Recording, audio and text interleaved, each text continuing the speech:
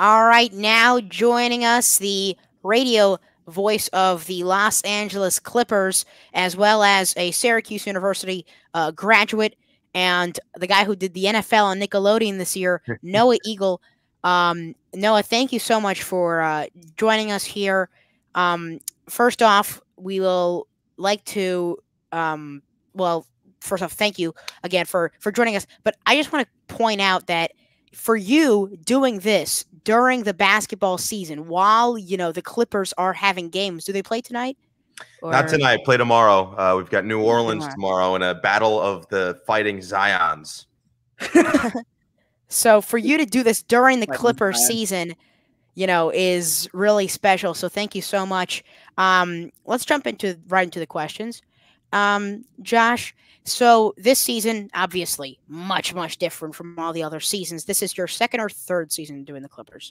Second year. Yeah. I got thrown into like the weirdest possible timing of when I joined along the NBA and the Clippers, because the first season was when COVID hit, and now the second season when COVID is still here. Too.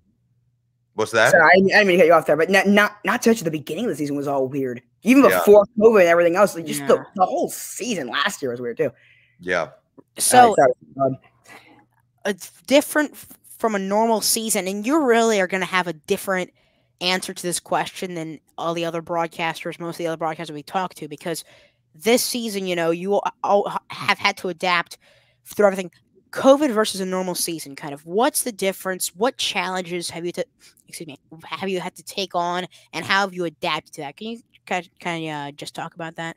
Sure. Yeah. Well, first of all, thanks for having me back, guys. I'm honored that you felt I was worthy enough to come back on the show after my first appearance. That's already a great hurdle. That means I'm doing something right, because you guys, your stock is rising greater than GameStop right now. Everywhere I look, it's like I see the next. It's crazy. So congratulations on all of that. As for the season, it's certainly different. In normal season, you're traveling with the team, you're around the team. I'm going to practices, I'm going to shoot-arounds. I don't get any of that right now. I'm doing all the games out of Los Angeles. If it's a home game, I'm at Staples Center, which is great, and more than I could ask for right now, considering the circumstances. So just to be there is already step one. For the road games, I'm still doing them out of a studio in downtown LA. And so you're not getting that interaction with not just the players, but the coaching staff and team members and front office members, and just not seeing them on a day-to-day basis, which is what we were accustomed to. And generally, you could then get extra information by talking to people around the organization. Now I still have ways of doing that, and fortunately, phones exist, and I get to talk to people that way. And I get to talk to TLOU, our head coach, before every game, and so that helps in terms of preparation. But it's just not quite the same. It's not the same level of access, and understood why that would be the case. And certainly not being there at the event from a broadcasting perspective, it changes things. It certainly does. And my whole goal going into this process, whether it was the bubble last year where I was doing the games out of that studio, or this season on the road games, I want anybody who tunes in, who might turn me on the radio, to not know whether or not I'm there, to question, is he at this game? If I do that, then I've done my job well. So that's been my mentality the whole time. I just want to point out something. Last season, bubble games, 2020. For all the Clippers games that were on, I would actually that I was watching. I would turn on the NBA app. I would turn on the Clippers radio, because they have like an option to do that, and I would listen to your call. And I'm telling you, that is like really, instead of the TV for all the Clippers game, I'd only listen to your call. And there's some things I'm telling you that I have incorporated. You've I guess a couple things, haven't you? Yeah, I may have. So the way you guys, call, what's yours, what's mine is yours. You can take. Thank please. You. The way I call when the players are moving down the court. So I don't know if anybody else does this. I'm sure other broadcasters do this, but you're the first I've heard say like right to left or left to right. The way the court's moving. The way the court's moving. So I use that all the time now. So thank you for that. Thank you. That's very flattering. That is awesome to hear. And I'm glad you enjoy the broadcast of me just basically rambling on for hours at a time. You guys know this. When most people talk to themselves, they're labeled as weird. But when I do it, I'm labeled as just doing my job. It's great. I'm paid to talk to myself. Well, do you have a partner? No, I just do it by You don't have myself a color on the guy? radio. Okay, No. so all right, yeah, because what me and Michael have not done because I do the color now, so that's right. So we kind of work together for the Yeah. NBA games. We also call I call NHL games. Sometimes I have some guests on, but for example, this past Wednesday I called an NHL game on here, Nice. and I did by myself. I don't like hockey. What game was it? It was Wild Golden Knights. I do Wednesday night hockey every Wednesday. Okay, so you got my number on that.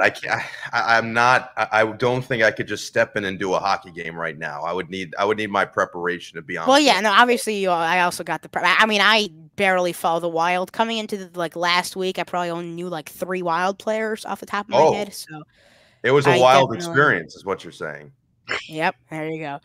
So last year, a question we asked pretty much every single broadcasting guest we had on here was, like the prep process, or I forget what the exact kind of prep breakdown. That was what it was. Yeah. Can you give us, like, you definitely touched a bunch on this last question, but can you give us a COVID prep breakdown without having as much to talk with the players and as much to talk with the coaches? Can you kind of dive into like how you do that preparation? Yeah, I think that while it's a slightly different process because you're not in person for all of those things that I'd mentioned, practice and shoot arounds, and so I don't see what's going on as much behind the scenes. As I said, talking to people within the organization is important, and trying to get whatever information you can, as much you can actually reveal, and whatever you think can be publicized, as well as really just because everything is on Zoom right now, and I'm sure you guys have heard this a lot, with everything being on Zoom, you can go back and watch any of these press conferences. That's and true. So making sure that you take the time and you've sifted through every press conference, try to read as many articles, because now that's where you're getting some more of that player firsthand thought process. So for example, if Terrence Mann on the Clippers is speaking as he did yesterday at practice, making sure that I'm aware of what he said. Because if now he gets in next game and it's related to something that he said before practice, which is exactly, so I was off by a couple of days. So he did this the day before our first game back, which was against Golden State. He was speaking after practice, and he talked about how much he worked on his jump shot in the week during All-Star break.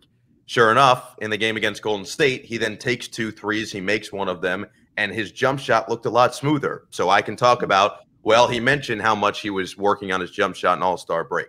You do that stuff anyway, even non-COVID, but I think that there's a little bit more of a stress on it because that's where you're going to get more of what the players are thinking and going through versus maybe being able to go up and speak to them in a normal setting. So I would say that's really the slight shift, but more than anything else, it's been the same. Yeah, so Michael, I know you can relate to it.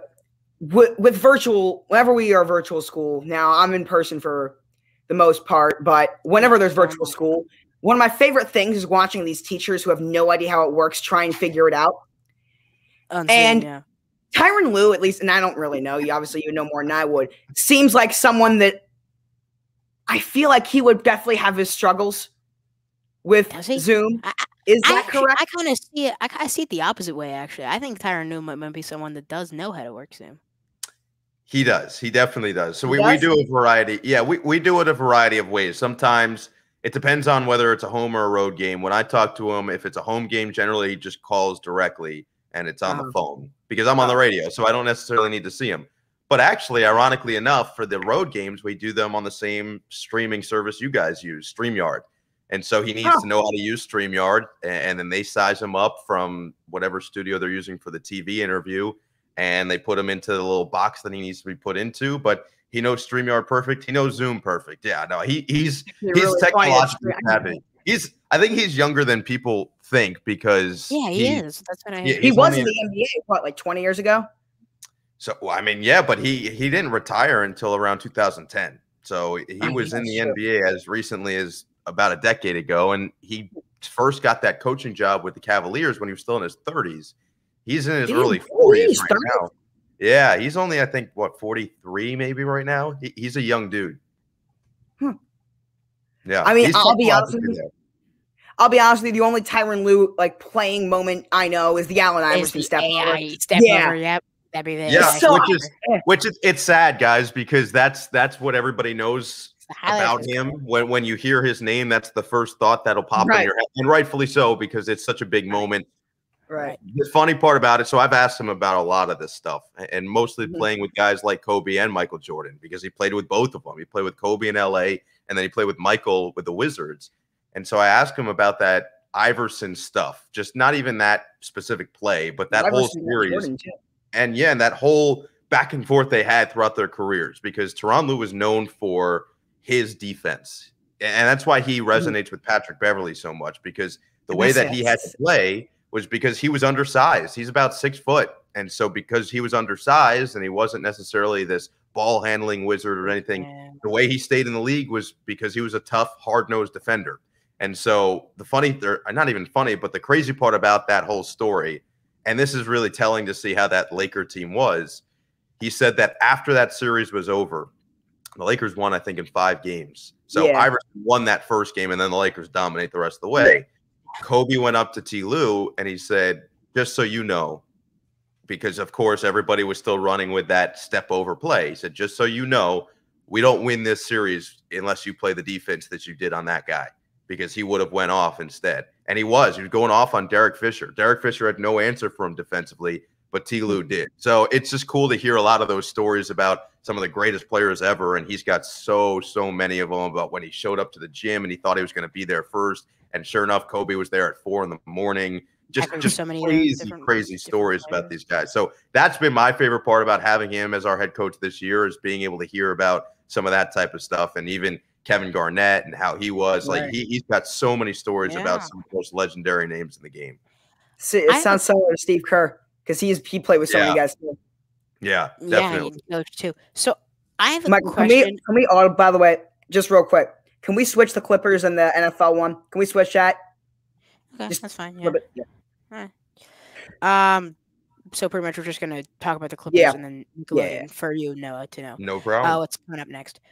So question about Tyronn Lue. So with the Kobe, death, kind of how big of an, like, I understand it obviously made a big impact for Tyronn Lue, but I'd imagine that a lot of things with the Clippers kind of it made a big impact on the Clippers with Tyronn Lue, for example, as the head coach this year, and I'm sure Doc Rivers last year. He was the assistant coach last year too, right?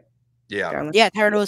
So kind of the relationship he had with Kobe Bryant, and after Kobe Bryant's death, is there some Kobe Bryant, like, I don't really know what my question is, but is there some Kobe Bryant, like, I guess with the Clippers, like, did he teach them about Kobe? Is that like something he talks about? Yeah. No, I think what he always said, what he had said to me, at least early this year, and I guess it's continued throughout the season, is Kawhi and Paul George in particular, they're always going up to TLOU and they're saying, well, what would Kobe have done in this situation? And because he played with Kobe and MJ, they ask about both of them, and he gives them a very distinct, a very matter-of-fact answer. And if it's not what they're doing, he's going to tell them it's not what they're doing, and they have to fix the way they're going about it. And I think that's been a big difference. It's been a lot of communication this year within the organization, within the coaching staff, and within the players. Everybody's been willing to be very open about how they feel, about how things are going. And as a result, it has led to a much closer group, I would say, this year. And the coaching staff has been a lot clearer in how everybody should be feeling, what their roles look like as currently constructed. And that's part of it, the Kobe factor. And TLOU has talked about that he tries not to think about it too much, but it just became impossible not to. So he finally put up a Kobe picture of him and Kobe in his office within the facility. And he is certainly using it when the players want him to provide some insight. So that's been a different layer, just having his own experiences along those lines. Yeah. All right. It's interesting for right, sure. Let's move on to our next question. Yeah. Josh, you got that one. So the Clippers this year, coming into, actually go back to last year, I mean, they were, at least for me personally, I had them winning the title. I thought it was going to be the Clippers that were going to get past the Lakers, and they were going to get it. They obviously were in that situation. Then they passed the Nuggets first. Yeah, and they completely blew it in that situation. And that is one of those things that we see. It's very hard to kind of rebound from a situation where you're expected to blow past a team, you're blowing past a team, and then suddenly you're out.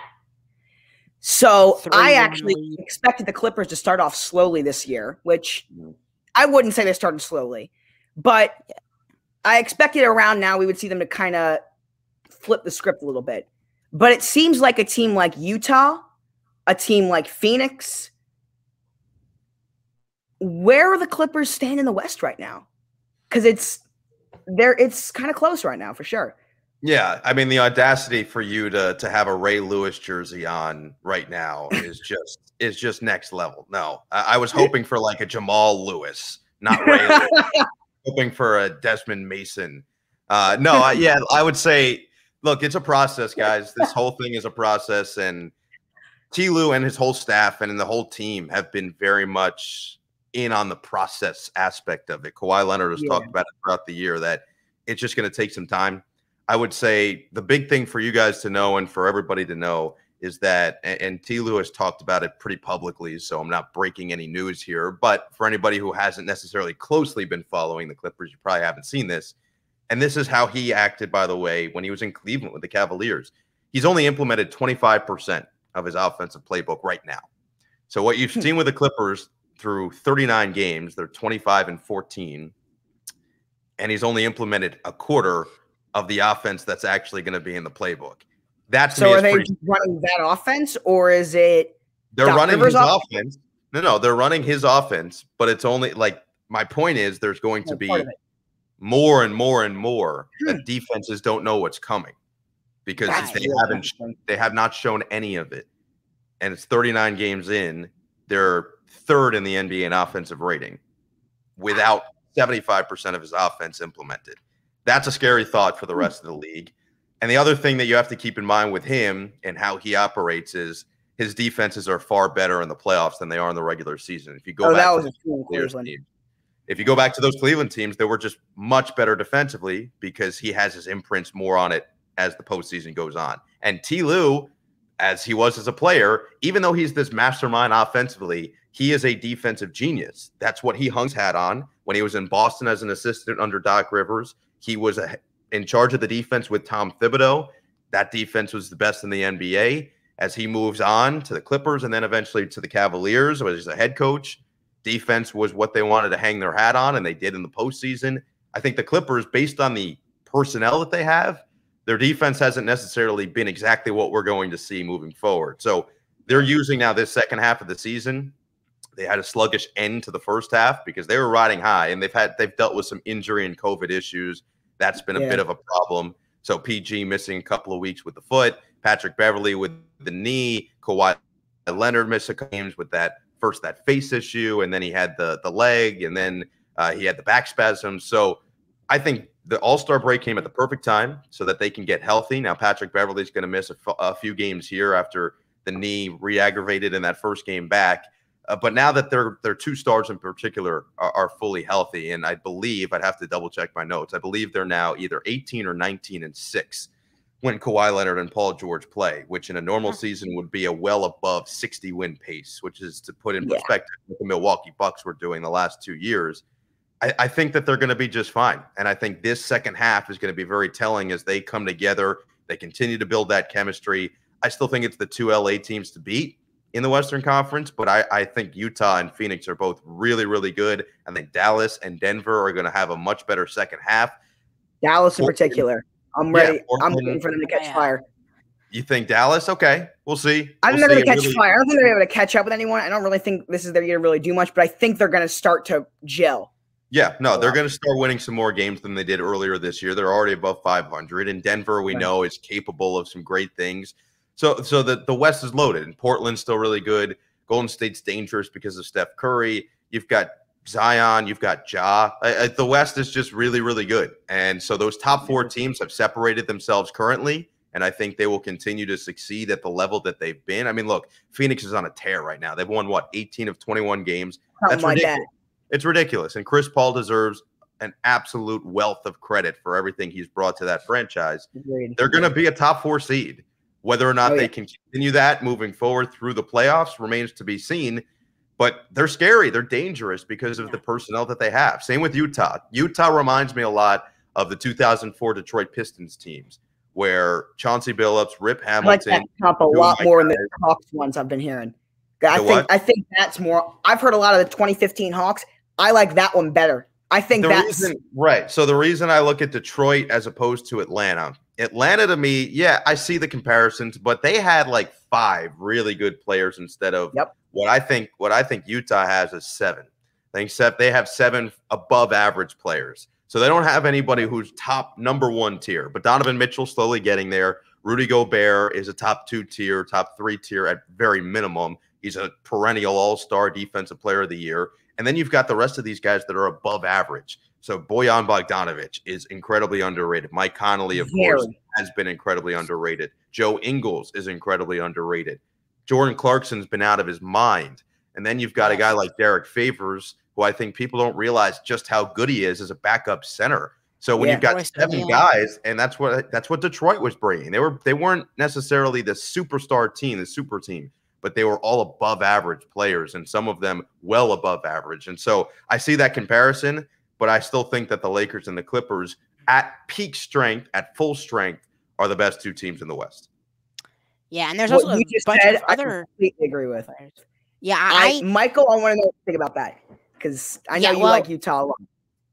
My pick this year out of the West, where we stand right now, I've had LA since the beginning of the year, the Lakers, but I don't know. Recently, something just changed because I thought Utah, they were going. I thought they reached their peak a few weeks ago, and I thought they were about to go down, and they didn't. So right now, my pick is Utah out of the West.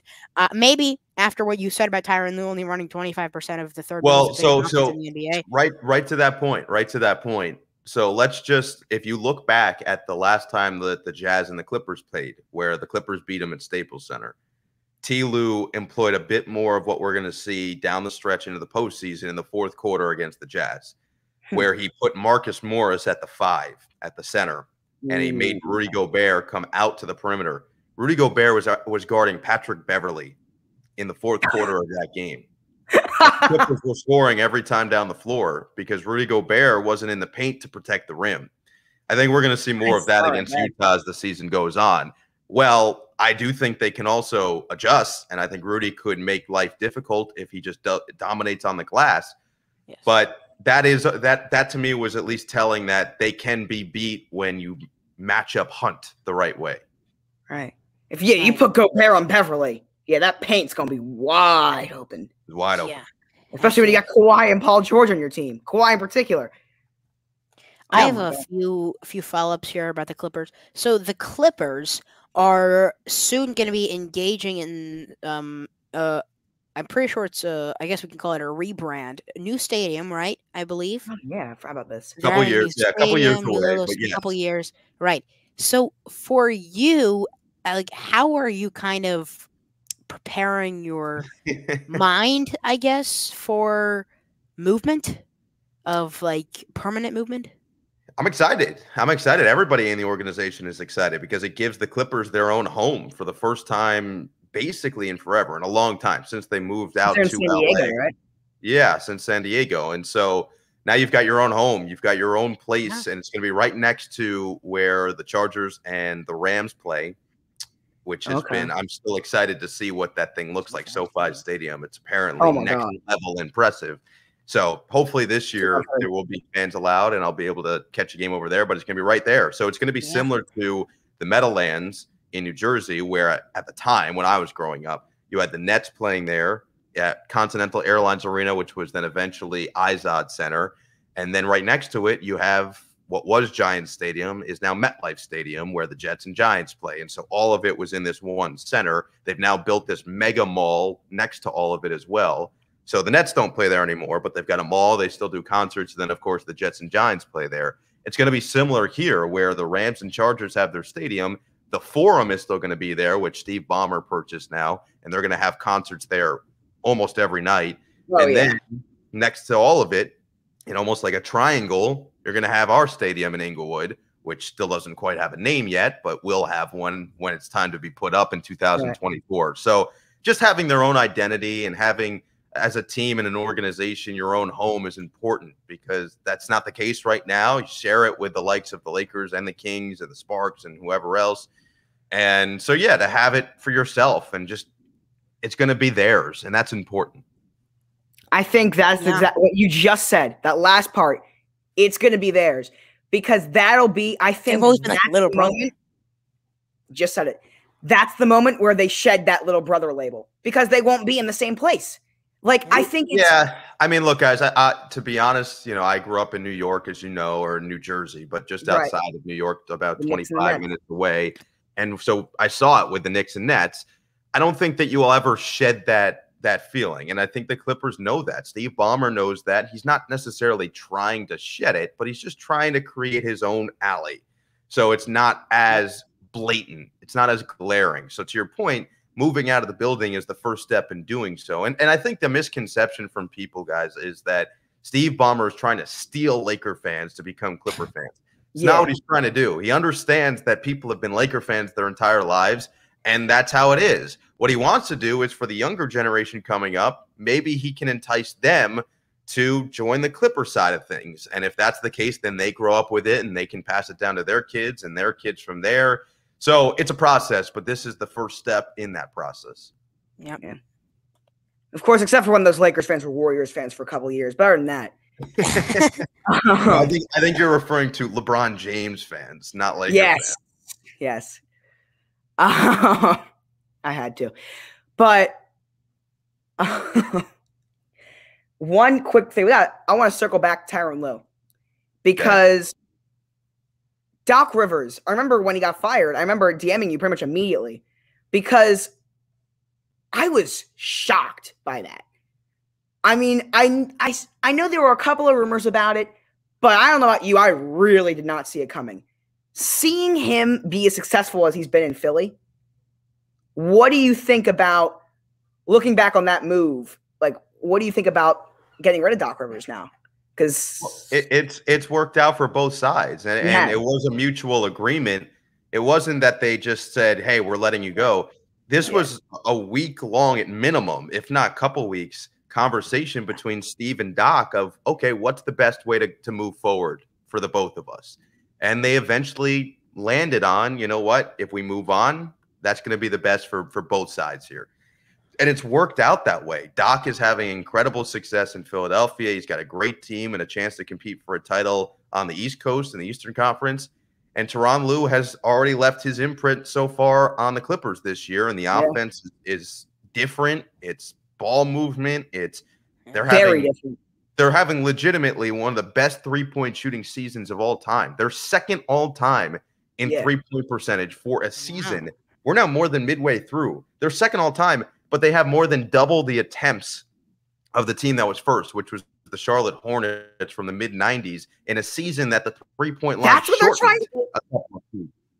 That's number one, the Charlotte Hornets. Yes, the mid-90s Hornets. Del Curry. And that's it. That's what I'm saying. Yes, that team with Del Curry and I think Muggsy and all Larry Johnson. But they only attempted, you have to keep in mind, that team only attempted, I want to say, about 15 or 16 threes a game. The Clippers are attempting 38.5 or something like that, and they're shooting above 42%. That's absurd, and that's a direct result, a direct link of the difference in offense this year. They're playing through their two. Thank Del Curry's son for that one.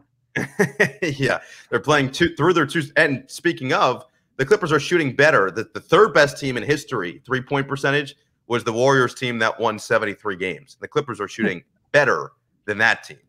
So that's direct result of what Tyronn Lue has implemented. The drive, get paint attacks. He always preaches paint touches, and then kick it out to open shooters. And they've got open shooters across the roster. They've made some changes to the roster moving in, bringing in Serge Ibaka. That has helped their spacing. Nick Batum has had a career resurgence in his three-point shooting as well. Luke Kennard is a knockdown shooter. And so they brought in these shooters essentially to help that offense even further. And so it's been great for both sides, honestly.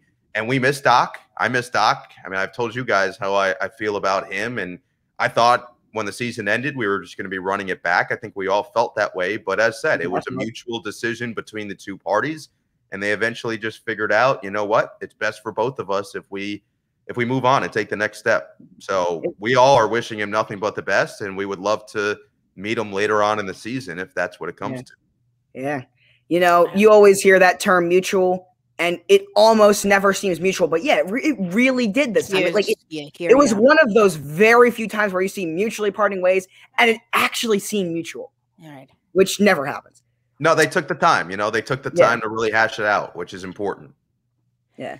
I have one more question about the Clippers, and then we should probably move on to our next question, which is a very big question, which everyone's dying to know. But here, one more question before if I wear boxers or briefs? What? I wear boxer briefs, and anyone wants to know.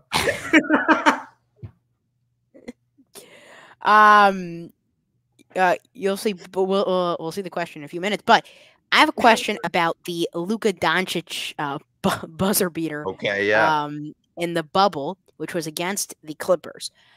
I have not been able to listen to that call of yours, but as the guy that's, the Clippers guy, you're the Clippers guy, what kind of, and it's not just the Doncic shot, like in general, are you, supposed to have less emotion? Are you supposed to be sad, excited? As someone who's the voice of a team who just lost to a buzzer beater, what is that like? Like, what are you? Yeah, no, it's a great question, by the way. It really is, because this is something that I think a lot of broadcasters struggle with, at finding the balance between the two. And actually, when I interviewed with Steve Ballmer, he asked me exactly that. He said, okay, if the other team does something great, how do you react? And I was honest. I said, I react not quite the same, but still have to convey the excitement of the moment. And then I get immediately back to, how can I frame it for the Clippers fans listening? And he said, well, I look at it as, I would want you to be like more towards us. I said, I'm going to be, but I still, from a credibility perspective, have to call the play as the play happens. And so that's how I do it. And so it wasn't just the Luka shot. Devin Booker also hit a ridiculous buzzer in the bubble. That was crazy. Those were my first two experiences of a buzzer beater to lose the game for my team that I'm calling games for. So for both of them, it was the same philosophy. I call the play as it is, and I call it straight up. I don't necessarily lose my mind to the same degree that I would if it were the Clippers hitting it, but I still have to convey the excitement of the moment. Once the moment happens, and once I've done that part of it, I immediately move on and I frame it in the correct way as a Clippers fan or somebody a part of the organization would. Right. And that would be, so for the Luka shot, it was, I called it the step back for the win. I said, he hits it. It was exciting in the tone of my voice. And then I immediately say, for the second time in the bubble, the Clippers lose a heartbreaker at the buzzer on an absurd shot by a young superstar. That was it. And then you have to move on to the next point, which is this series is tied at 2. And then you move on to the next 2, right? Yeah, they did. They did. And so for me, the way I framed it, though, was, okay, look, this series is tied at 2. It is what it is. The best part about this NBA and about the postseason is you get one day to regroup. You're right back to it, and the Clippers will come out motivated in Game 5. And that's how I framed it. And certainly they did. They ended up winning that game. Oh, yeah, they killed them. They won that game by, I think, 43 points or something. Yeah, I remember I'm not exaggerating. They won it by 40 plus, and then they ended up winning Game 6. Michael, weren't we doing that game? We were supposed to be calling that game, I remember, but I was not home. We were on vacation in like somewhere else, and so pretty much I couldn't. My family was. I couldn't do the first half, so we said we were going to do the second half of that game. Before we didn't have like TikTok, so we didn't really like advertise we're doing this game. If we would have had TikTok, then we would have called the game. But it was such a big margin that Josh was like, we might not even. We're not. We're not calling the game. Yeah, we're not doing this. We really don't need to, because we didn't really advertise it to like a big platform. We didn't advertise it at all. We just kind of started it. So. Yeah, I remember that game we were supposed to call, but didn't end up doing it.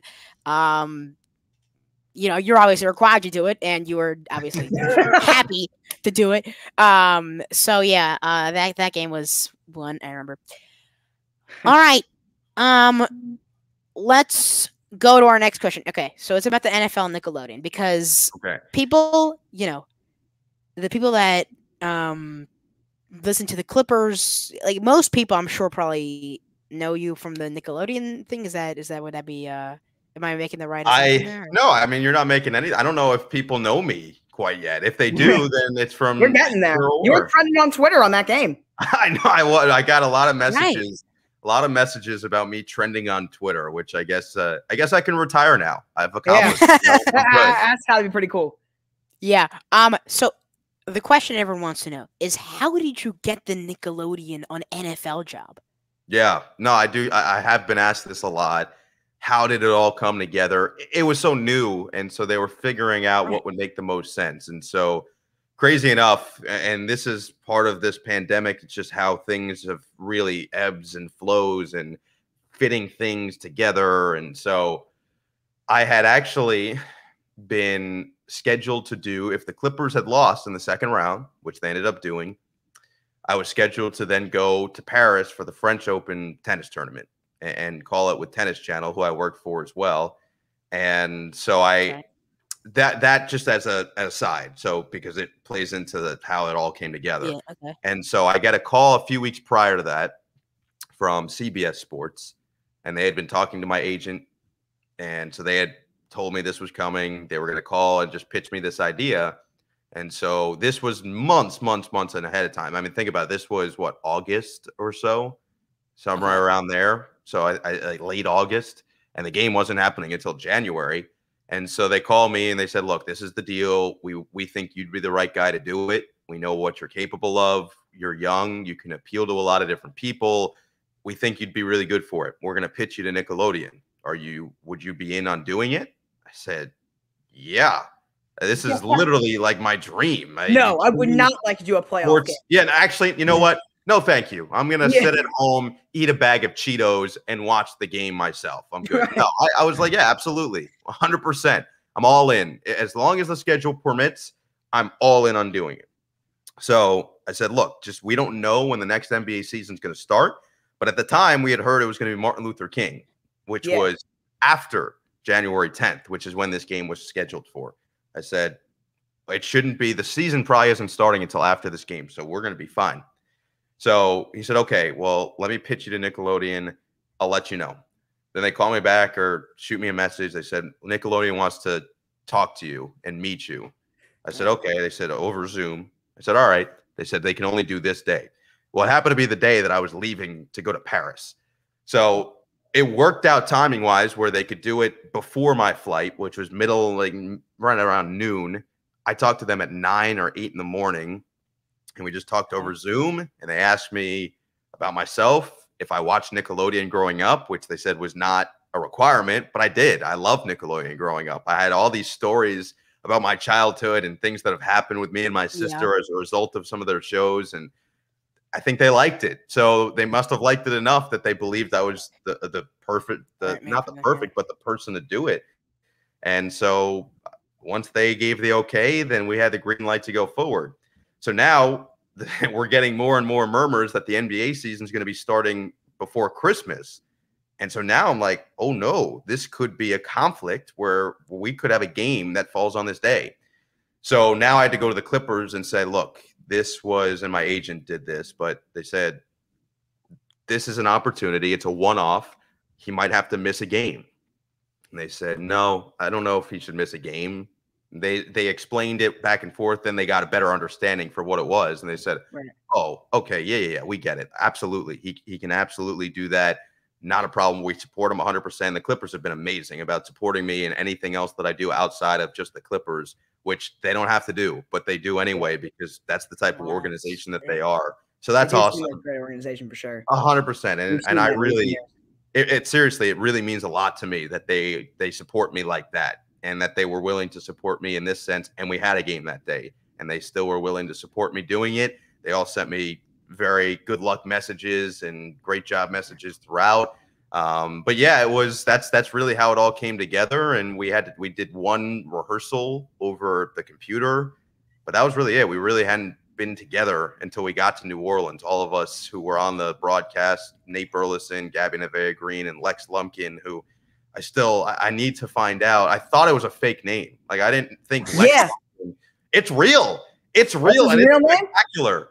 I mean, come on, Lex Lumpkin. That's the next level. That's a Nickelodeon name I've ever heard of this too. Also, that's the most Nickelodeon name too of all time. It was tremendous. Well, it was either that or if you like a JV supervillain. You're like, can we get Lex Luthor? No. Yeah.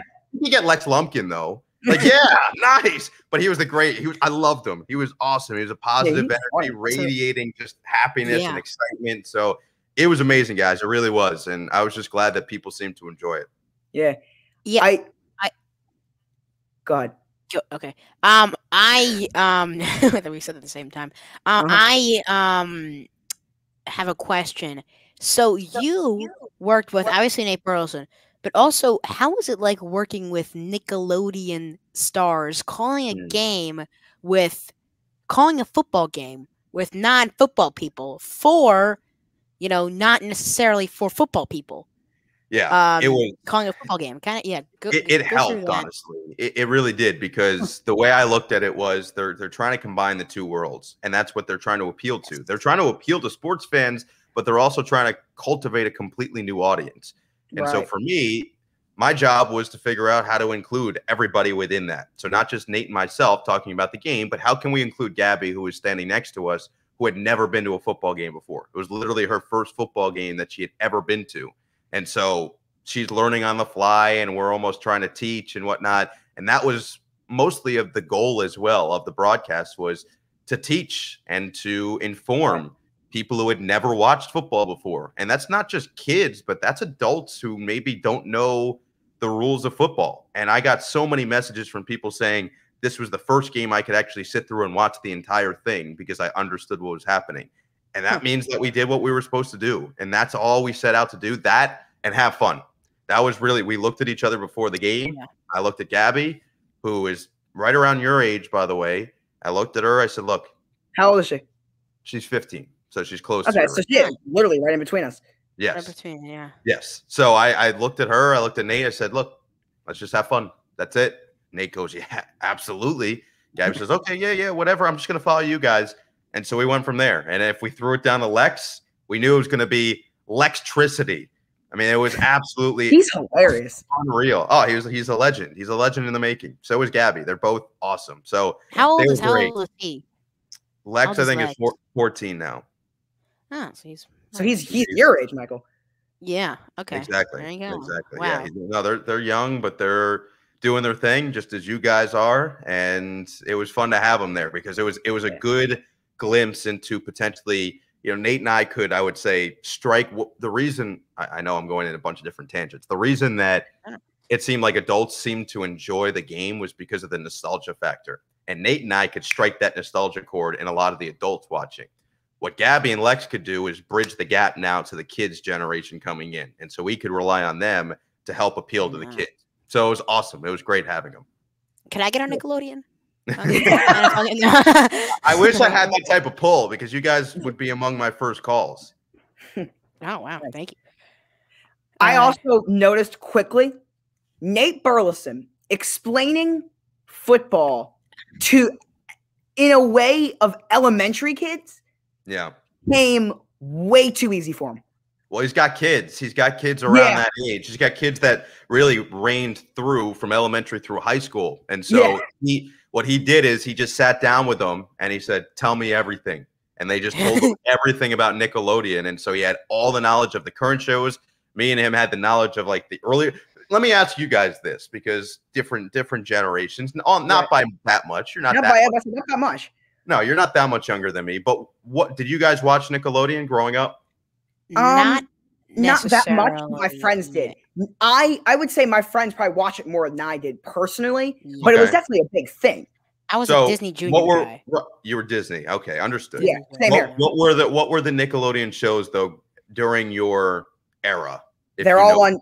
What's really funny is my sister has now discovered a lot of these on Netflix now. Yeah. Sam and Cat, Victorious, those shows. Okay, so you're right. Like that was right after because I was the Drake and Josh, iCarly, Ned's Declassified, Zoe 101. But even before that, I grew up watching Rugrats and Keenan and Kel and all that, which I don't think, have you guys even seen any episodes of those? Rocket Power? Keenan and Kel. You've seen Keenan and Kel? Well, a little bit. Keenan is just, he's still doing what he's doing at this point. SNL, yes. And Kel has been in some random stuff over the years, but yeah. Keenan and Kel was a legendary show, and all those. I introduced my siblings to Good Burger. Yeah.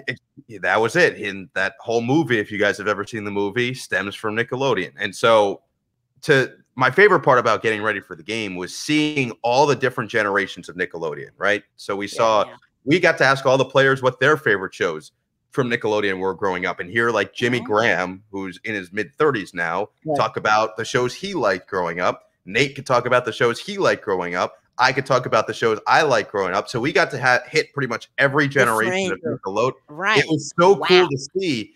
It's crazy how much Nickelodeon has meant for so long at this point, for decades now. It has really meant a lot to kids growing up. And so to really see that firsthand, that was one of the most special aspects to doing the game. It just gave me more perspective on how much this network has meant to people. True. Very true. Wow. So I lost my question. No, I remember. So when you talk to players, most of the players you talk to are older than you. I'd say you're mid-20s, right? You're 24. 24. Yeah. So most of the players are a bit older than that. So how is that talking to, or the same age, people that are older, like talking to Kawhi, for example, say Kawhi, if we're going back to the NBA. Is there like a difference between talking to Kawhi than talking to Terrence Mann, young Clippers player? Terrence Mann. There you go. No, not really. I treat pretty much everybody the same. It's no different than talking to you guys or talking to Bob Costas. I'm just gonna be me and have a conversation and give you the same level of respect. I think that's the key. I think a lot of people, when they talk to an athlete or celebrity or whoever, they look at it as this big ordeal. I never saw it that way. I always looked at it as they're just people as well. They do the same things I do. They put their pants on the same way. They just make $150 million, and I don't. It's the slight difference. Exactly. So look, it's a slight difference. It's just slight. So the way I look at it is, I would say I go about being me. The best example I could give you is when I first started doing some professional work. I was still in college at the time, going into my senior year, but I did sideline reporting for the Junior NBA Global Championship. And my favorite player growing up, still one of my favorite players all time, was Vince Carter, because he was on the Nets in my formative years, and I loved him. I really did. I watched him all the time from Toronto into New Jersey and through his whole career. And of course, he ends up breaking the record for most years played and everything. So anyway, he is working the event with us, and I'm his coworker now. And so this is someone I had a poster above my bed, a massive poster above my bed, and now I'm working with him. And so at first I wasn't really sure, because this is the first time I'm trying to experience something like this. And I wasn't sure. Well, I just want him to like me, all that stuff. And then by the second day or third day, I realized if I'm just me, he's going to be fine. He'll like me. And sure enough, that's what happened. I was just myself. I didn't think of him as any other different than any of the other coworkers that we had there. We were making jokes, talking about movies we both liked, etc. And we went from there, and we did it a second year in a row, and the bond grew. But great guy. And once I realized that he was just another dude, it helped the relationships. And so I realized that as I was making my way into professional life. And so I think it's the same deal with all of these guys, even with Kawhi, who is a little bit of a different guy and how he handles his media stuff and whatnot. But behind closed doors, he really is just a good dude who likes to have fun and stuff. So he's great, but he's great. And so for him, if I see him, I say, what's up? If I do an interview with him, it's pretty easy. I just treat him like I treat everybody else. And so it's the same deal for anybody I work with, anybody I cover. We got to talk to literally all age groups for that Nickelodeon game. So I mentioned Jimmy Graham, but we talked to Cordero Patterson, who's right around his late 20s. And maybe Cordero Patterson had an interesting part in that Nickelodeon game. He did. I'm not going to refer to what he what Yeah, that was, but I will say Yeah. he's just like a big kid. You know, when we talked to him, he was just like a big kid, and so you realize a lot of these guys that's the case for them, and so. Yeah, that's really my mentality going through it. I feel like you guys share a similar mentality based on how you interact with everybody. Yeah, I agree with you on that. Was Vince trying to get into broadcasting? He is in broadcasting now. He works for ESPN. He's on the jump a lot. He is. Yeah. How did neither of us know that? Huh. I have no idea. And I watch the jump occasionally. Right, me too. I have on occasion. Really? That is. How did neither of us realize that? That's I actually have really fun. no idea. Okay, I want to go back to the NFL Nickelodeon. So the camera, like the cameras that were being shown, were the same as CBS, and obviously you had the slime cannons, which was not shown on CBS. But was your I guess was the production crew employed by is that Nickelodeon or is that like CBS? Did you guys have anything to do with CBS for that game, or was that? Yeah, it was mostly CBS crew who was our production. Ken Mack was our producer. Suzanne Smith was our director. And the cool thing about me and Suzanne is that she directed my first ever NFL game. And if you go back to 1998, she directed my dad's first ever NFL game.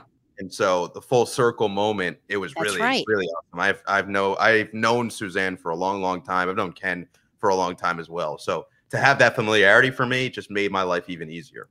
That's where I know the name from. I remember your dad was talking. It was your dad when we had him on last summer. I remember this part. He was talking. His first game was when he was talking. It was the Colts. I forget who the Colts played, but it was Peyton Manning's first game too. Mm-hmm.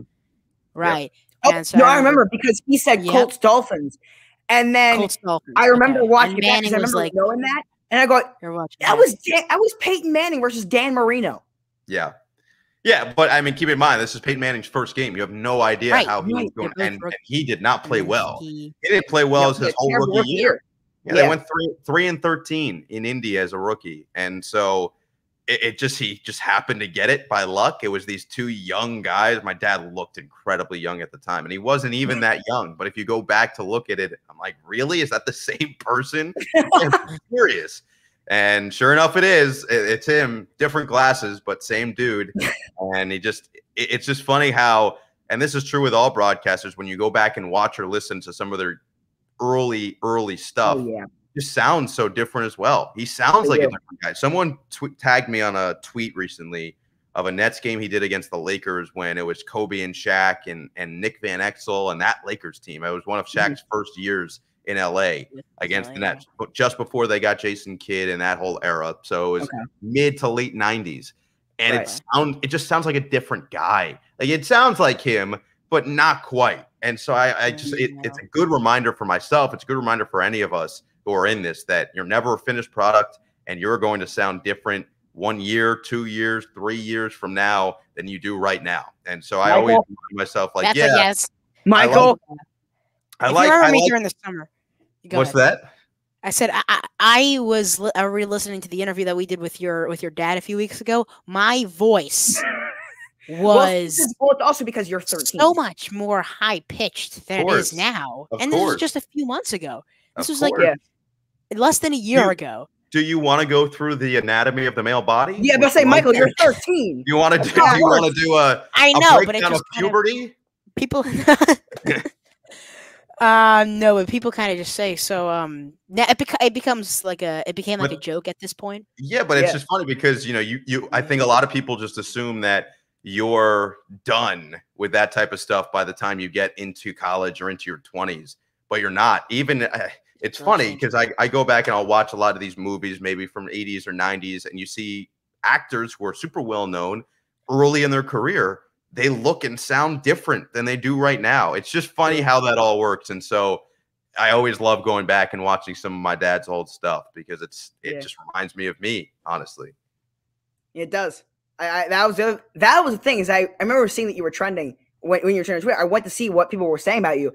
And I think it was a stretch, like 7 or 8 tweets, like, he sounds like his dad, like in a row, over and over and over. And they're all you're right. It sounds it does. It's the same. Yeah. I mean, it's bizarre because I'm adopted, so I don't know how that happened. It just really no, absolutely not. You have me in your second there. No, there was Yes, no. hold on. I was about to say, there is no way in the world that is. You guys sound exactly the same, It'd be impressive. and look also because I saw the You do, picture yeah. of you guys side to side at. I remember I've seen the picture multiple times of you guys at Syracuse versus Miami when you guys called the same Yeah. exact game. Which first off must have been an insane moment for you. Calling the same game as your dad. You guys looked and sounded the same. In like when you guys had that on camera part for CBS in the beginning, where you pretended to mix up his name. Oh yeah, that's a must include joke, and that whole experience absolutely. That was why. I mean that interview in itself helped as a springboard for me because it went so viral. It had over 1 million views on it. It was crazy, and that's at the time, we've done. Which this was 3 or so years ago. At the time, getting 1 million views was a big deal. Now with TikTok, it just seems like you can, if you hit one, you can get like a bunch.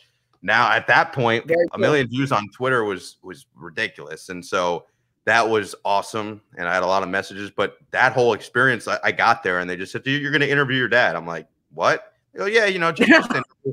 So I sit down, and I said, "Well, what do you want me to ask him?" They said, "Whatever." Yeah. Like what? They go, "Yeah, whatever." What are we having whatever for dinner tonight? I go, how long do you want it to be? They go, like 3 to 5 minutes. I go, okay. And they go, all right, go. I'm like, oh, okay. It just happened. So those are always I do that with Michael all the time. Yeah. Sometimes I'm just like, okay. Yeah, exactly. Exactly. Always got to be ready for that red light. Yes. Or green light. Was it? For the record, 1 million views is still pretty ridiculous. We haven't hit that mark yet. 1 million. No, you guys have gotten close. You guys have gotten close. We got on House of Highlights. I saw that. Ago. I saw that. Was it for the Doncic also shot? A Doncic shot. Also was a Doncic shot. Yeah, like you. That was. Yeah. So there you go. Yeah. All right. We're reaching the hour point of this interview. Yeah, it's you and you have definitely, I would say without question, the only interview. Yeah, the only interview that's gone even close to this long we ever had. Your dad. Your dad was an hour 20 minutes, I think. That's the only one that's gone anywhere near this length. This is the second longest. We are short in stature, but not in interview content. That would be me. I'm short too. Hey, listen, we represent for the vertically challenged. Yes. All right, Noah, this has been very fun. Thank you for doing this. We got to do this a bunch more times. I mean, this is absolutely fun. Yeah, we will do it when the Clippers win the title. We'll do it when the Clippers and Nets meet for the title in the NBA. Clippers Nets. I'm hoping that would be if not imagine that finals. That is no, but not just for the Clippers versus the Nets. For you and your dad. ABC would jump on that storyline like that. I mean, we'll see. Let's get there first. But yeah, we're holding out hope. We're holding out hope. The problem is we've made some bets over the first 2 games, and that did not go well for me. So I'm a little scared what's going to happen, and if I'm going to be in debt for the rest of my life if they meet for a 7-game period. All right. At some point, I feel like it has to. Say it again. It has to happen. It has to happen. What? Clippers Nets. Yes, it has to. All right. Question, by the way. Are you going to be like doing any more NFL stuff in the future? Are you not to tell us, or is that like We'll see. I know that it sounds like the Nickelodeon, there's a distinct possibility that they could be doing that again. And so they have to. It was such a huge success. I hope so. We did some Super Bowl stuff for Nickelodeon. Right. It didn't go anywhere other than Twitter. So it was just highlights, and we made sure that people still got their fix of the slime because people went on the CBS halftime show. That's right. Yeah, that's right. It was on at halftime, and if you could listen very closely, you could hear our voices, me and Gabby. It was just the 2 of us because Nate was in Tampa. With Tampa, yeah. Yes, and so I am hoping that we can do it again. It sounds like there are parties interested. I'll say that much. Yeah. Here, last thing. I saw this on TikTok actually. The other it was right after the Nickelodeon game. Is the NFL has a great idea here. Okay. You can go the other way. Bob Menery, Pat McAfee, good part like HBO. I saw that somewhere. You guys are That's a too good young idea. for Bob Menery. You guys are just too young for Bob Menery and Pat McAfee. Who knows what's coming out of their mouths? Right. No, trust me, I don't actually believe that. You guys do whatever you want. I don't know. Michael maybe not. Michael's not there yet. I don't know. We've had some funny moments with that. We've just reached the hour mark. There you go. So you got anything else, Mike? Say it again. You said Michael. I thought you had something else. No, I think do you have anything else or anything? We're good. Yeah. All right, let's wrap up. Noah, thank you for doing this. Good luck for the rest of the season for the Clippers. Hopefully we get to talk to you again soon.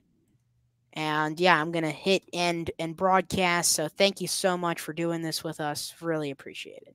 Yeah, guys, of course. Seriously, I love being on with you guys. I'm glad to hear that everything's going well. I'm excited to eventually see some more TikTok success because I spend way too much of my time on that app. It literally wastes hours out of my day. And the only good thing that comes out of it is when you guys happen to pop up and I see a call that has gone semi-viral. That's it. That's the only thing that provides happiness on TikTok. Everything else is like how to clean your drain. And I'm like, I don't want to see this. So keep doing your thing. I'm good. Thank you. That means a lot, really.